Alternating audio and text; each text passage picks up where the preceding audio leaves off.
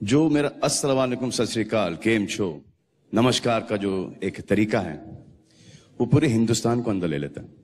Secular country है, secular लोग हैं, बस यही मान के मैं अपना हर प्रोग्राम स्टार्ट करता हूं।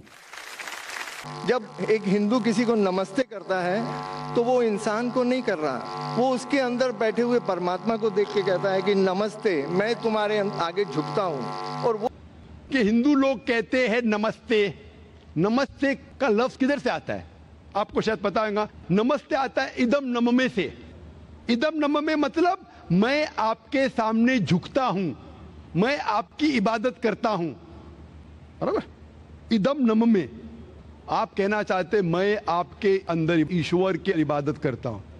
मिसाल के तौर पे वो आदमी चोर है, वो गलत काम कर रहा है, बलात्कार कर रहा है, आप उसको ईश्वर बोलेंगे? आप ईश्वर को इतना घटिया समझ गए? वो बलात्कार करने वाले इंसान को बोलते आप ईश्वर है।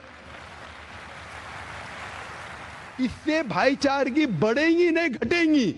वो बलात्कार करने वाले को, वो चोर को, वो डाकू को मैं ईश्वर मान रहा हूं, उसके सामने झुक रहा हूं। अल्लाह को क्यों गाली दे रहे, ईश्वर को क्यों गाली दे रहे, खुदा को क्यों गाली दे रहे? इस्लाम में, इस्लाम की भी आपने मिसाल दी, इस्लाम में हम कहते अस्सलामु अलैकुम। अल्लाह ताला से फरमाते इस इंसान पे सलामती दे। चाहे वो अच्छा इंसान है तो भी सलामती देने की बात अच्छी है, चाहे वो चोर या डाकू हो। मैं बोलूंगा अस्सलामु अलैकुम, मैं कह रहा हूं या अल्लाह, या रब, या खुदा, या ईश्वर, या भगवान, इस डाकू पे रहमत फरमा। कुछ बुरी बात है ना? मैं अल्लाह को गाली दे रहा हूं, उसके लिए दुआ दे रहा हूं कि तू गलत काम छोड़ और सही रास्ते पे आ। अगर मैं उसको खुदा मानूंगा तो खुश हो जाएगा, वो और चोरी करेगा, वो और बलात्कार करेगा। कोई भी धर्म में ये नहीं सिखाता। ये धर्म के मानने वाले अपनी खुद की इजाज करते हैं, इसे कहते हैं इनोवेशन, बिदात। जिस तरीके से खुदा ने सिखाया है कि उसकी इबादत करे, उसी तरीके से हमें करना चाहिए। तब्दीली लाएंगे, हम समझ रहे हैं कि भाईचारा बढ़ेगा, भाईचारा नहीं बढ़ेगा, भाईचारा घटेगा। आपने मुझे शुरुआत में नमस्ते कहा। नमस्ते, नमस्ते के क्या मानिए भाई साहब, आप बोल सकते? नहीं पता क्या मानिए? माइक्रोफोन ऑन कीजिए जरा भाई साहब का। नमस्ते मतलब मैं सर झुका के मैं आपको नमन करता हूँ। हाँ, सर झुका के आप मुझे नमन करता हूँ। नमन करता हूँ, सर झुका के। सर झुका के मुझे नमन करना शिर्क है, हराम है, प्रोहिबिटेड है। आप मेरे सामने भी सर नहीं झुका सकते, चाहे आप मुझसे मोहब्बत करते हैं, चाहे आप मेरी इज्जत करते हैं, फिर भी आप मेरे सामने सर नहीं झुका सकते। सर झुकाना चाहिए तो सिर्फ खुदा के सामने, अल्लाह के सामने, और मैं खुदा नहीं हूं।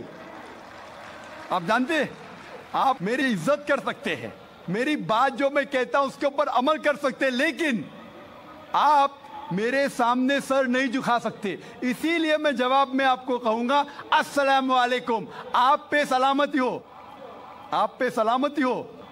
आप समझे ना? मैं आपके सामने झुक नहीं सकता हूं। ये सिर झुकेगा तो सिर्फ अल्लाह के सामने, सिर्फ खुदा के सामने। तो आपने बड़प्पन में मुझे कहा, लेकिन अगर गलत चीज कहा तो मैं वापस से जवाब नहीं दे सकता हूं, क्योंकि मैं जानता हूं जो लोग नहीं जानते वो ऐसे हरकत कर सकते। मिसाल के तौर पे 1 महीना पहले मैं जब बॉम्बे एयरपोर्ट पे था तो एक औरत, हिंदू खातून, मुझे पूछी कि आप डॉक्टर जाकिर नाइक है? आयु डॉक्टर जाकिर नाइक? मैंने कहा जी हाँ।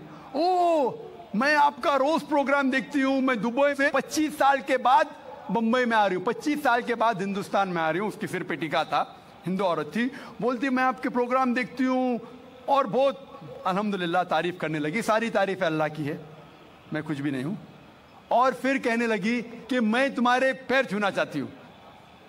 मैंने कहा कि ये गलत है, शिर्क है। तो बोले क्यों? वही जवाब मैंने दिया, आप जो भी कहो मैं आपकी बात मानूंगी। तो मैंने कहा आप कुरान मजीद पढ़िए, कुरान मजीद पढ़िए और इसके ऊपर अमल कीजिए। और मैंने तकरीर दी है similarities between Islam and Hinduism, इस्लाम और हिंदुइज्म में यकसानियत।